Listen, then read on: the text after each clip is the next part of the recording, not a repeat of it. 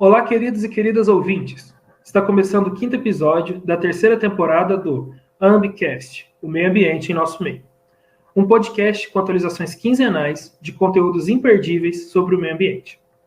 Os episódios serão postados sempre na sexta-feira, para vocês ficarem sempre atualizados sobre as temáticas ambientais. Eu sou o Vinícius, do PET da Engenharia Ambiental e Sanitária. E eu me chamo Gabriela, estudante petiana do curso de Engenharia Ambiental e Sanitária aqui da Universidade Federal de Berlândia. E o episódio de hoje tem o tema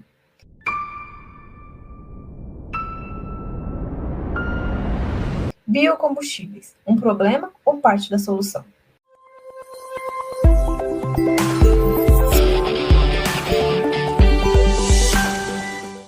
Os biocombustíveis estão presentes no nosso dia a dia e são aliados importantes para a geração de energia, na busca por soluções para a substituição dos combustíveis fósseis que aumentam o efeito estufa por meio das liberações de gases na atmosfera.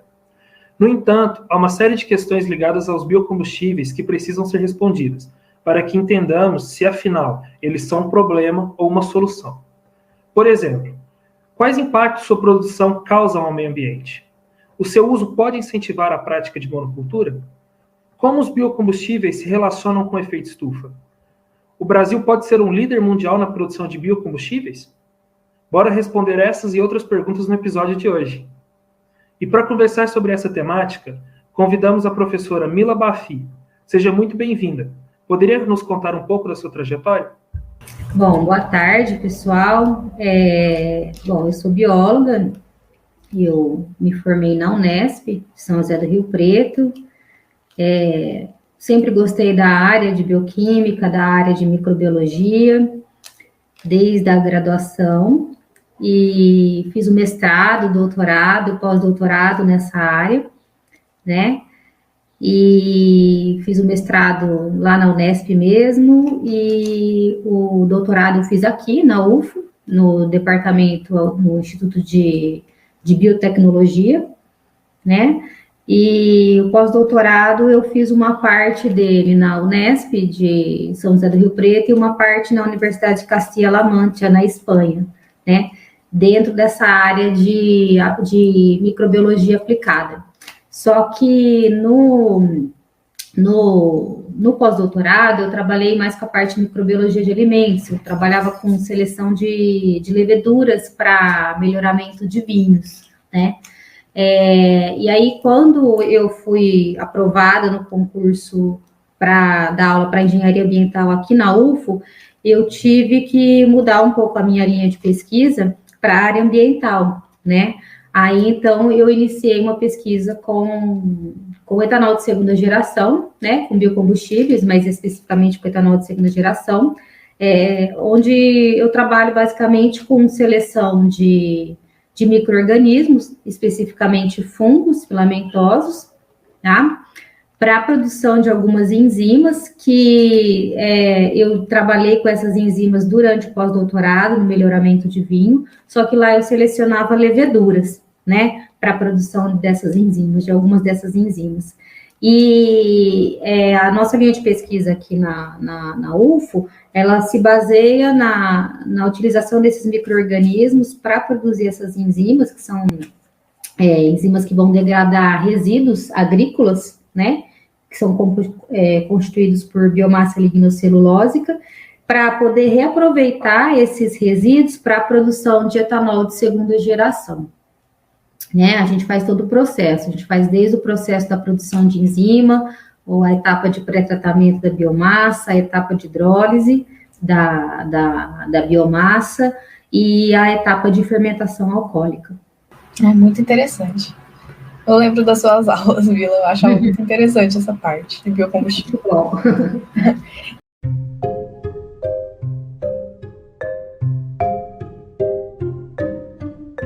O que é biocombustível? Quais são as suas principais características e quais são os mais utilizados no mundo e no Brasil? Tá. Bom, o que é biocombustível, né? Então, biocombustível é qualquer combustível que seja de origem renovável, tá? E que apresente baixos índices de emissão de poluentes para a atmosfera, tá? Aí, quais seriam as principais características? Então, o que seria essa origem renovável?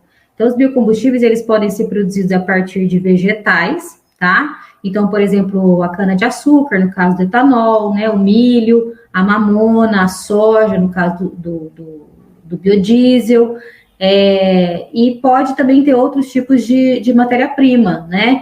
Que ainda são estudos que estão mais emergentes, tá? É um campo ainda mais emergente, que seria os biocombustíveis a partir da biomassa de algas, né? Como o etanol, o biodiesel e também o biogás, e os biocombustíveis derivados de resíduos, que podem ser tanto os resíduos agroindustriais, como resíduos florestais e resíduos urbanos, tá? A principal, assim, característica, né, dos biocombustíveis, as principais, é que eles, além de serem produzidos por fontes renováveis, né, ainda tem essa questão da emissão de poluentes, né, principalmente no caso do dióxido de carbono, porque ele pode ser reabsorvido, né, então ele é produzido durante a queima né, a utilização do biocombustível, né, durante a combustão, e ele é reabsorvido durante o próprio crescimento da planta ou da alga, né, pela fotossíntese. Bom, quais seriam os mais utilizados no mundo, né, no mundo e no Brasil? Bom, os mais utilizados é o etanol e o biodiesel, tá? O etanol, ele surgiu lá na década de 70, com a crise do petróleo, né? Através do Programa Nacional do Álcool, que é o Proálcool. E, bom, ele é produzido, então, tem como principal matéria-prima a cana-de-açúcar, né? O açúcar da cana, a sacarose da cana, no caso do etanol de primeira geração. É utilizado em veículos de motores leves e os principais produtores são o Brasil e os Estados Unidos, sendo que os Estados Unidos é o primeiro, né, nessa escala aí de produção, e depois o Brasil, tá? No caso do biodiesel, ele surgiu, né, então o Plano Nacional de Produção de Biodiesel surgiu no Brasil em 2004, tá? Tem outros países, né, que são importantes produtores, principalmente a Alemanha e os Estados Unidos, tá? E ele é usado em veículos grandes, como caminhões e ônibus, e ele é produzido a partir da transesterificação de óleos vegetais ou da biomassa algal, ou também de gorduras, né, como óleo de fritura, o sebo bovino. E uma questão interessante em relação ao biodiesel, né, é a questão que ele, hoje no Brasil, ele é comercializado misturado ao diesel convencional, tá? Então, esse plano nacional, né, de produção de biodiesel, ele desde 2004 que vem tendo tem metas para ir aumentando essa mistura do biodiesel ao diesel convencional, tá? Então, hoje, né, em 2020,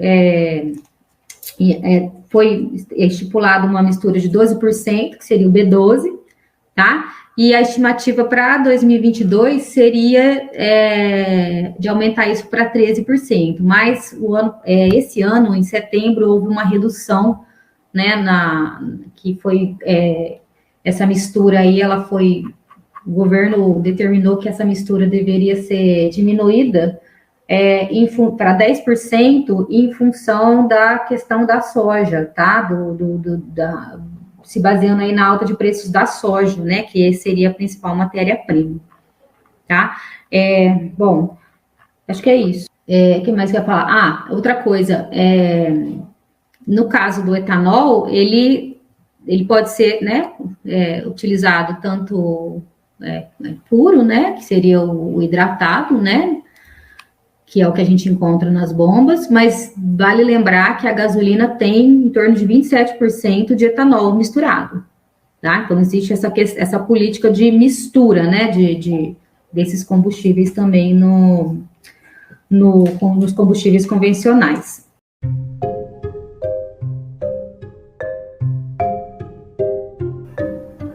Sabe-se que os biocombustíveis são divididos em 4 gerações. Por que essa divisão ocorre? Quais são as diferenças entre as 4 gerações de biocombustíveis?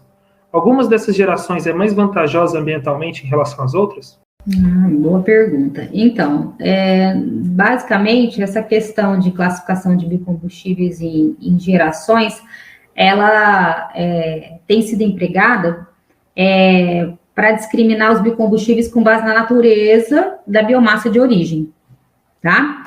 E se essa biomassa, ela é de uso alimentar ou não, tá? Então, a gente pode dividir. Primeira geração seria aqueles biocombustíveis que utiliza como matéria-prima comestível, tá? Então, por exemplo, o amido do milho, o açúcar da cana para a produção de etanol, a soja para a produção de biodiesel, tá? Então, ele tem como matéria-prima uma biomassa que é usada mais frequentemente como alimento, certo? No caso dos biocombustíveis de segunda geração, essa ideia veio como uma proposta para superar essas limitações dos combustíveis de primeira geração, tá? Então, os de segunda geração, eles vão usar matéria-primas que não são comestíveis, tá? Então, vai usar o quê, basicamente? Resíduos, tá? Então, pode utilizar resíduos florestais, resíduos agroindustriais e resíduos urbanos também, tá? Então, por exemplo, no caso do etanol de segunda geração, também conhecido como etanol celulósico, que é a minha linha de pesquisa, né, atual, a gente usa biomassa lignocelulósica, né, que está presente, por exemplo, no bagaço de cana, no farelo de trigo, na palha de milho, bagaço de malte, enfim, esses resíduos vegetais, se eles forem ricos nessa biomassa lignocelulósica, eles são considerados como de segunda geração. Já os biocombustíveis de terceira geração, eles envolvem como matéria-prima, uma matéria-prima alternativa, tá? Então, nesse caso, vai ser a partir da biomassa de algas, tá? Pode ser tanto de microalgas como de macroalgas. E aí nós temos tanto bioetanol como biodiesel e biogás, tá? Esse campo ainda é um campo emergente, tá? Ainda não existe uma produção de biocombustíveis de terceira geração em grande escala, mas já existe o cultivo de microalgas e macroalgas, né? Tanto em lagoas abertas ou utilizando tecnologias mais sofisticadas como fotobioreatores, para diferentes fins, tá? E a tendência é que o etanol, tanto o etanol de terceira geração como o biodiesel de alga, cresçam, né, no mercado com o tempo e com o domínio das tecnologias, tá? E os biocombustíveis de quarta geração também é um campo emergente, tá? Envolve biocombustíveis que são produzidos utilizando organismos geneticamente modificados, tá? E aí, nesse caso, pode ser microalgas, leveduras, fungos, cianobactérias e também plantas transgênicas, tá? É uma área ainda que está em estágio inicial de desenvolvimento, tá? Mas extremamente promissora, porque pode aumentar, o objetivo é aumentar o rendimento, né? E além disso, contribui para a minimização da emissão de carbono, tá? Por quê? Porque, por exemplo, pode-se engenheirar geneticamente uma alga para ela aumentar a ingestão de CO2, né? Que ela vai absorver durante a fotossíntese, tá? Então, com isso, aumenta a biomassa, que vai ser posteriormente utilizada, por exemplo, para a produção do biocombustível, tá? E, ao mesmo tempo, auxilia na redução da emissão de dióxido de carbono, tá? Outro exemplo, né, seria no caso das leveduras geneticamente modificadas, que também é muito importante, tá? Pois, quando se pensa em etanol de segunda geração, São muitas enzimas que são necessárias para quebrar essa biomassa residual, né? Por exemplo, do bagaço de cana. E nem sempre a gente consegue, em laboratório, identificar uma espécie de micro-organismo que seja super produtora de todas as enzimas necessárias. Então, o que pode se fazer é engenheirar, por exemplo, um micro-organismo, uma levedura, para ela produzir, né, introduzir genes, né, os genes responsáveis pela expressão dessas enzimas, num único micro-organismo para ele poder ter uma eficiência melhor, tanto no processo de reaproveitamento do resíduo, que seria a sacarificação ou a hidrólise enzimática, como na própria fermentação. Muito interessante, Mila. Eu tinha anotado umas perguntas aqui, que eu fiquei... Só para a gente deixar essa ideia mais fixada mesmo. Então, por exemplo, quanto maior o número de geração, né? Primeiro, segundo, terceiro e quarto. Então, mais complexo é esse processo de geração de biocombustível, certo? Não necessariamente. Tirando os biocombustíveis de primeira geração, os de segunda, terceira e quarta geração, todos eles são alternativas, tá? Por exemplo, eu posso, às vezes, ter uma eficiência, né, que são vários fatores associados. Então, por exemplo, no etanol de segunda geração, a biomassa ela tem que passar por um pré-tratamento. Então, eu posso, às vezes, testar diferentes tipos de pré-tratamento, físico, químico, combinado, que vai me dar uma grande eficiência na hidrólise. E, consequentemente, eu vou ter uma boa eficiência, um bom rendimento em etanol no final. Então, necessariamente, eu usei um organismo geneticamente modificado para isso, tá? Outra coisa que a gente costuma fazer é fazer consórcio de micro-organismos. Então, como eu disse, eu tenho um fungo A que produz um tipo de celulase, produz bem um tipo de celulase. O fungo B produz outro tipo de enzima, né? Eu posso tanto engenheirar geneticamente, seria, né, no caso, a quarta geração, para que um único micro-organismo produza todas as enzimas que eu quero que ele produza, como eu posso misturar micro-organismos, tá? E eu posso, talvez, ter uma eficiência tão boa quanto. Isso tudo é muito relativo, tá? São várias etapas que vão sendo aprimoradas, né? Aos poucos. Certo? Antes da Gabi fazer uma pergunta, você falou das quatro gerações e que a segunda, terceira e quarta são alternativas, né? No caso, o Brasil, então, é o segundo maior produtor de combustível, biocombustível. Uhum. Essas alternativas, dessas gerações alternativas, qual que seria mais viável, por assim dizer, considerando que a gente faz em uma macro escala, né? Bom, entre as 4 gerações, você fala? Isso. Na minha opinião, seria a de segunda geração, tá? Porque a de primeira geração, ela é muito fácil, é uma tecnologia que já está consolidada, mas tem a questão da competição com a indústria de alimentos, tá? Que utiliza matéria-prima que também é utilizada como alimento, né? A de terceira geração, que é a de algas, ela é extremamente promissora, mas a tecnologia ainda está em estudo, né, para aumentar essa escala, tá? Porque, por exemplo, o cultivo de algas em lagoa aberta, ele é uma tecnologia barata, só que isso, ele é menos...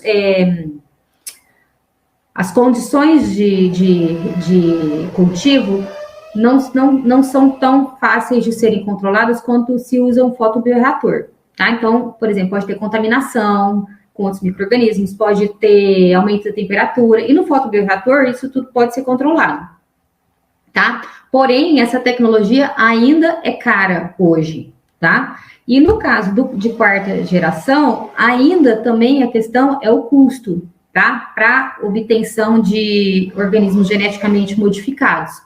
Tá? E tem toda a questão também de testar esses organismos durante um tempo, antes deles serem comercializados, né? Tem que seguir uma série de leis de biossegurança, de parâmetros para poder comercializar. E então, nesse sentido, o de segunda geração, ele seria o mais promissor e é o que está mais avançado atualmente, né? Porque ele utiliza resíduo.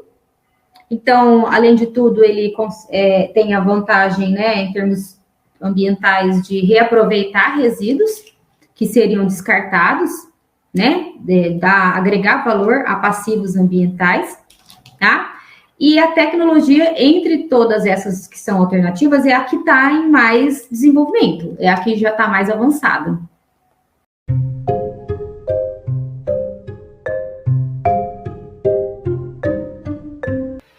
O biodiesel é um exemplo de biocombustível produzido a partir de cereais, como a soja, milho e trigo. Assim, se faz necessário plantações em grandes áreas, gerando efeitos negativos para o ecossistema.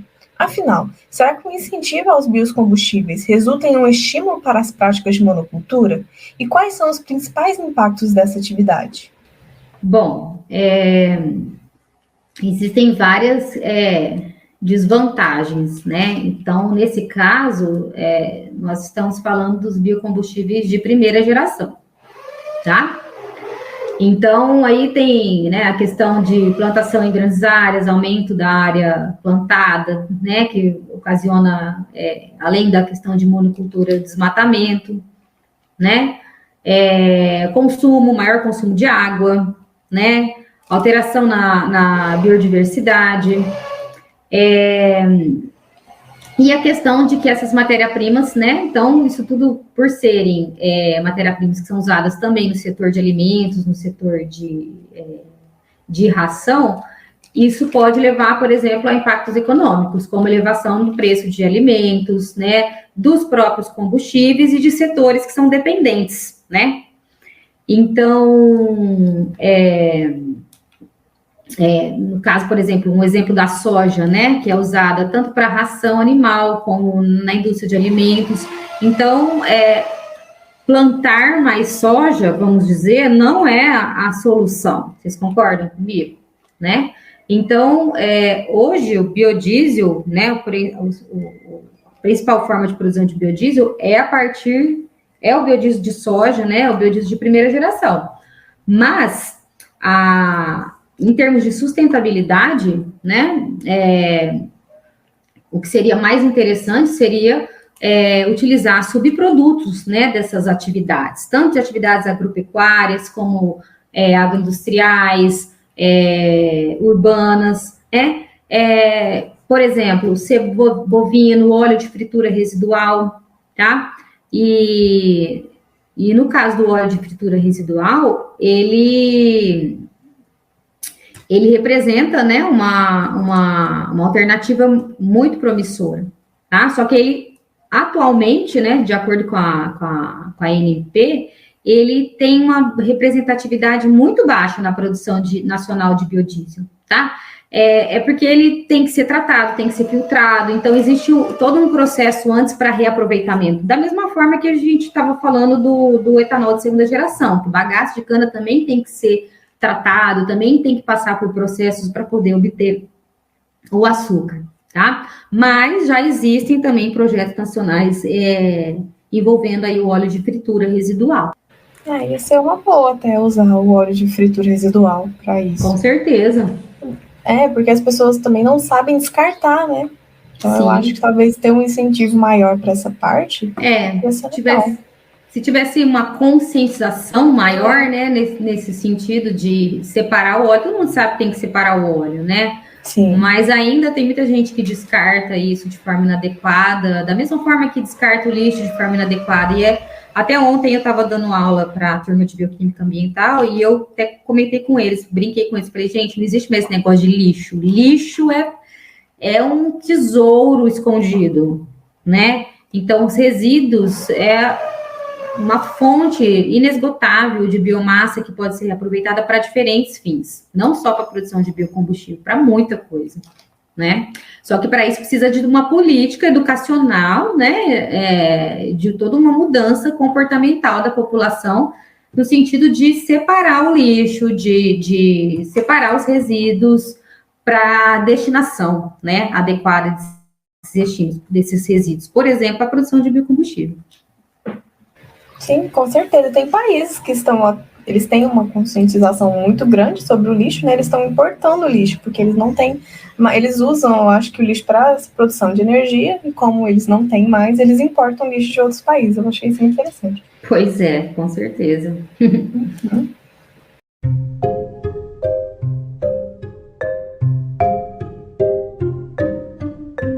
Os biocombustíveis são muitas vezes apontados como alternativas mais ambientalmente benéficas em relação aos combustíveis fósseis, uma vez que o replantio das culturas utilizadas para a produção de biocombustíveis proporciona, em tese, a captura do CO2, dióxido de carbono, liberado na cultura anterior.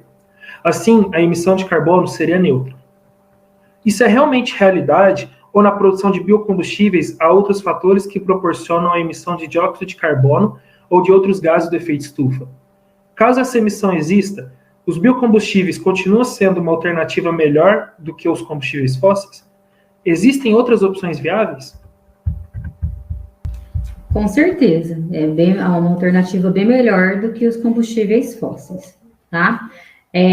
Durante a cadeia de produção tem emissão, tanto na produção quanto na utilização tem emissão de dióxido de carbono, tá? Mas quando a gente compara com os combustíveis fósseis, por exemplo, se a gente for comparar,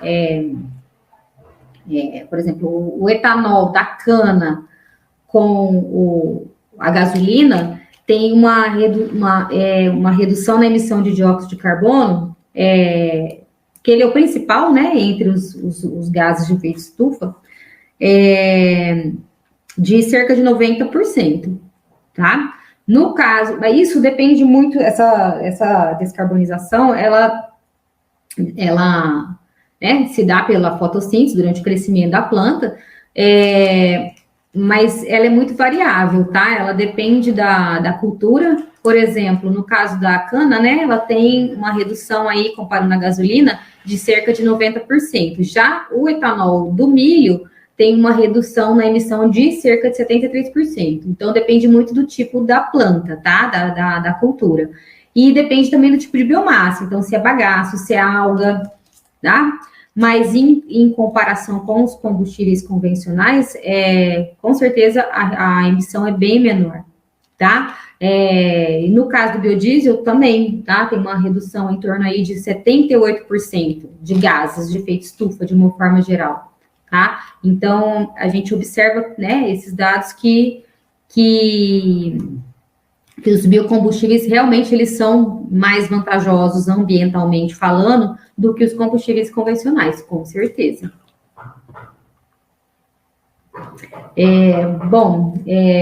O que poderia, né,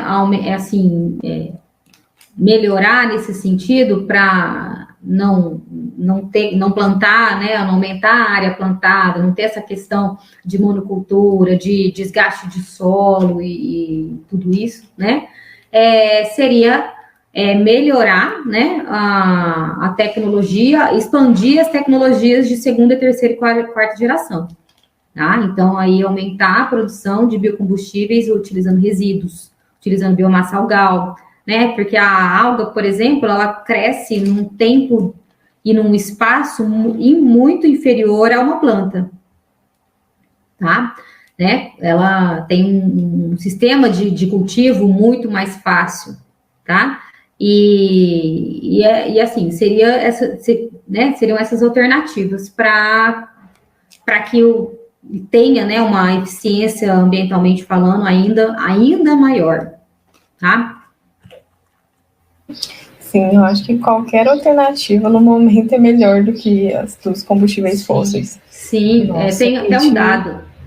Tem até um dado da UNICA, né, que é a União da Indústria de Cana-de-Açúcar, né, brasileira, que fala que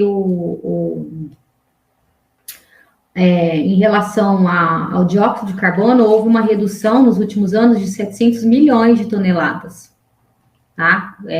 Com etanol e biodiesel. Então, a gente observa, né, que realmente é bem vantajoso. E dá para ponderar outras vantagens também em relação à cana-de-açúcar, às usinas, porque se for pensar em questão energética, dá para aproveitar todo o processo, né? Dá para aproveitar a cana-de-açúcar, o bagaço da cana-de-açúcar. E se eu não me engano, as usinas agora estão até vendendo energia, não estão? Com certeza, sim, que é o que eles chamam de bioeletricidade, porque a queima do bagaço residual, ele ainda pode, né, a lignina, ela tem um alto poder calorífico, né? Ela ainda pode ser queimada para a produção de energia elétrica. Tem até um dado, eu não lembro exatamente o número, mas que comparava com as usinas hidrelétricas, né, energia elétrica obtida de hidrelétricas de biomassa, que tinha uma contribuição, né, a contribuição, ela acabava diminuindo a necessidade de hidrelétricas. Eu não lembro exatamente a porcentagem, esse dado realmente eu não lembro agora, mas depois eu posso procurar aqui para vocês.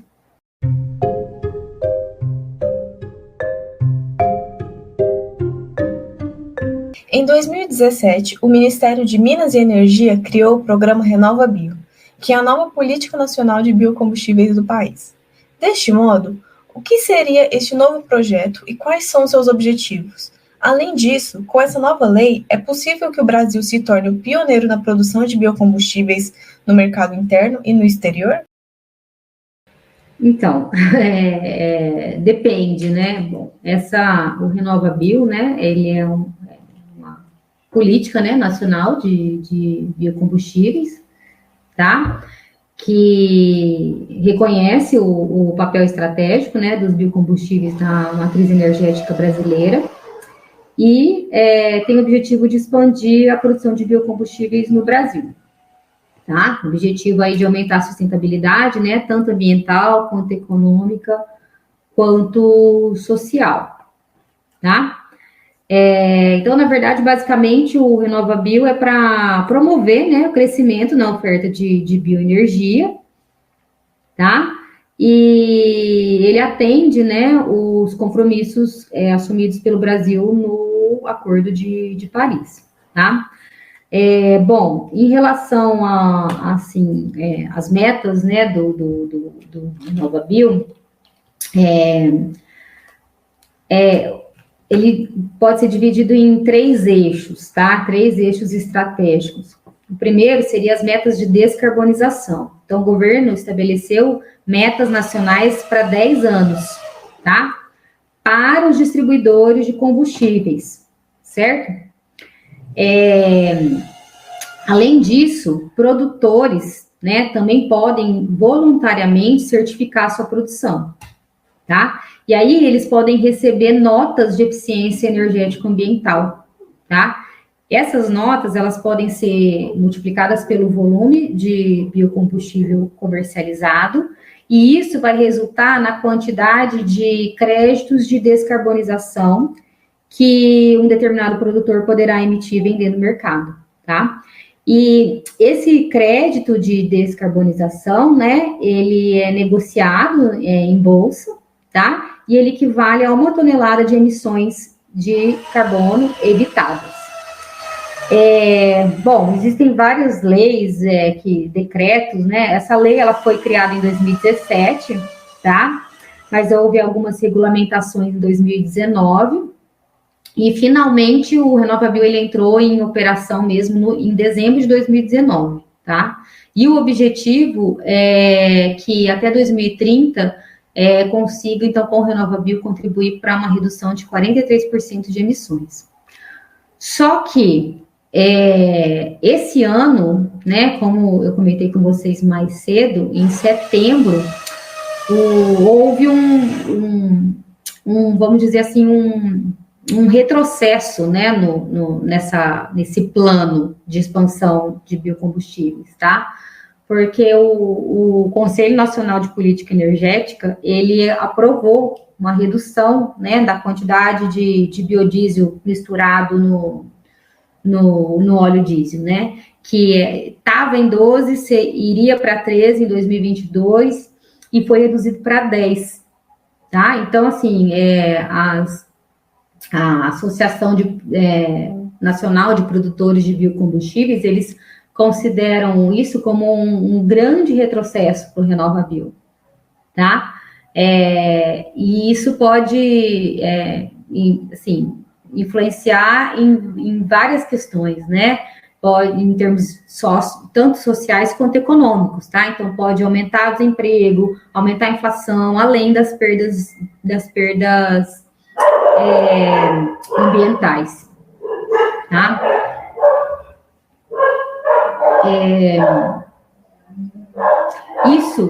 Essa redução, ela foi determinada, né, pelo Ministério de Minas e Energia por conta da alta nos preços da soja, tá? Então, foi uma estratégia, né, que foi, porque se aumenta a soja, aumenta o preço da soja, aumenta vários outros setores, né? Mas, infelizmente, isso tem um prejuízo em termos ambientais, né, principalmente ambientais, porque aumenta a poluição, né, por conta que tem um teor de biodiesel misturado, né, no diesel convencional que é menor do que já estava em vigência. A gente acaba que está indo em contramão, então, né, por causa da economia, que já está um problema, está um fiasco. Sim. Infelizmente, o RenovaBio, assim, ele está meio em passos lentos. Ele é um projeto muito bonito, mas na prática ele está ainda muito, muito no papel, vamos dizer.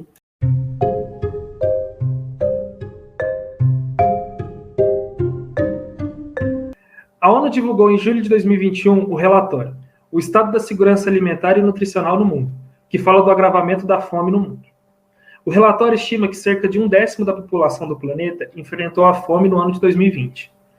Considerando que vários biocombustíveis são produzidos a partir de plantas alimentícias, como, por exemplo, o etanol, que pode ser produzido utilizando milho ou cana-de-açúcar, o biodiesel a partir de grãos de soja, entre outros, seria um desperdício ou até mesmo antiético queimarmos comida para produzir energia enquanto muitos passam fome? Com certeza. Então, nesse caso, então, qual seria a alternativa, né? Não seria queimar comida para produzir energia, seria a utilização dos resíduos. Então, seria o etanol de segunda geração, né? Os biocombustíveis de segunda, terceira e quarta geração. Porque eles não vão competir com o setor alimentício, tá? Além disso, tem a questão, levando em consideração outros aspectos sociais, né? A expansão de biocombustíveis de segunda, terceira geração pode levar mais investimentos, tá, produtivos, e isso, consequentemente, pode gerar também mais empregos, tá? Novos empregos, tá? Outra questão, né, assim, em termos de levando em consideração aspectos sociais, mas não em relação à fome em si, mas em questão de condições de trabalho, tá? Hoje, né, o etanol de primeira geração, ele tem 95% da colheita, né, da cana já mecanizada, tá? Então, isso é muito favorável também. Eu acho um pouco pesada a fala, igual ficou da gente queimar os alimentos, né? Um pouquinho complicado. Não, mas é isso, né? Não faz sentido, né? Você querer resolver um problema e gerar outro. Causando outro, sim. Né? Então, você tem que procurar fazer né, ter um desenvolvimento sustentável. Daí que vem a palavra de desenvolvimento sustentável. Então, tem que ter toda uma avaliação de vários conjuntos de fatores. Então, o etanol, por exemplo, de primeira geração, ele é muito tranquilo, né, de ser produzido. A tecnologia já está consolidada. Mas tem essa questão de envolver o uso da cana, né, do açúcar da cana. Mas o que vem como alternativa? O resíduo, o bagaço, né? Então, é o que eu volto a dizer, né? Dos biocombustíveis, as apostas são para segunda, terceira e quarta geração, tá? Em especial, segunda e terceira geração, tá? No caso das algas, isso é muito interessante por conta do curto ciclo de vida, né, desses micro-organismos. Sim, muito bacana.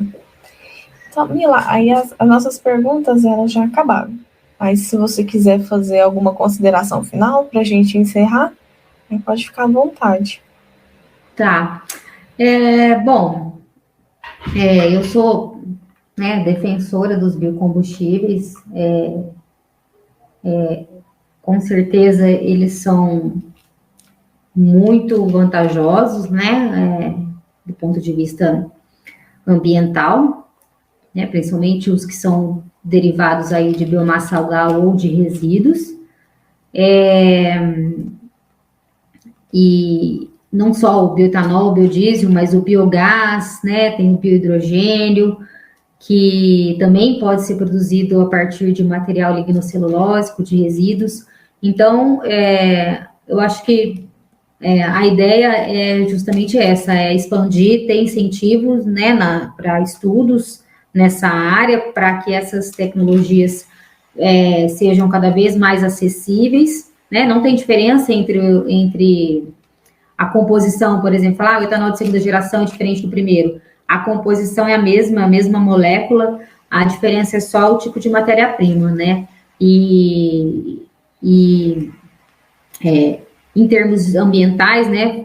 Pensando aqui no nosso curso de engenharia ambiental, em termos de sustentabilidade, é extremamente interessante e, com certeza, só tende a expandir, né, com as pesquisas. Claro que para isso precisa de incentivo, né? Então, em alguns países, isso já está bem mais avançado que aqui no Brasil. Precisaria de mais estudos e mais incentivos, né, na ciência, né, na educação e na ciência. Porque muitas dessas pesquisas, muito do que existe hoje, né, no mercado que nós consumimos, é fruto, né, a grande maioria é fruto de estudos, é fruto da ciência, e estudos, grande parte, feita em universidades. E para isso precisa de incentivo, né, precisa de incentivo na área da educação e investimentos na ciência.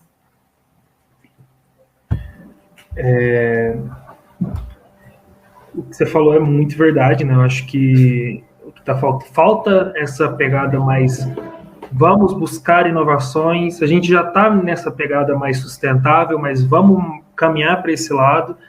E o Brasil ainda tem nome com isso, né? Afinal, o Flex foi construído com pessoal brasileiro, grandes brasileiros. Inclusive, um é o irmão do meu tio. Ele foi um dos responsáveis a ajudar a construir o Flex. Eu acho sensacional como foi criado. Que bacana! E essa questão que você falou, que é o que falta realmente, falta investimento ainda, precisa, né? É o que a gente busca. Falta uma questão de análise, e eu acho que, por fim, aqui, finalizar e agradecer. Obrigado, Mila, esse papo foi enriquecedor. Eu acho que trouxe muita informação e, por exemplo, eu já vim pensando que biocombustível era sensacional, e aí já veio com a última pergunta pensando assim, olha, a gente ainda pode pensar em alguma coisa para ser além e ser mais sustentável ainda e ajudar mais ainda. Então, assim, agradecer, esse papo foi maravilhoso. E obrigado a todo mundo aí que está ouvindo a gente. Eu que agradeço, gente. Muito obrigado pelo convite. E vamos aí reciclar, reutilizar, reaproveitar. Essa é a ideia. E estudar. Né? Sem conhecimento, nada vai para frente. Não mesmo. Muito obrigada por ter aceitado o nosso convite, Mila. Obrigada, gente. Obrigada, gente. Até o próximo episódio. Tchau.